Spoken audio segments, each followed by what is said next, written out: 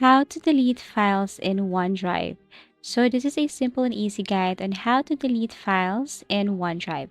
So first, you just have to open or go to your OneDrive account. If you don't know where to find that or locate, you just have to click this 9 dots at the top left corner.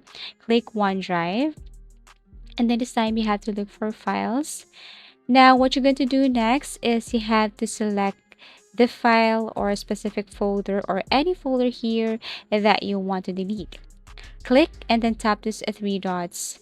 Now you will see here, move to recycle bin. Like for example, if I tap delete, then you will see this move to recycle bin. After that, what you're going to do is click delete. Now, if you want to permanently delete this file or folder, you have to go to your recycle bin and you need to delete it again.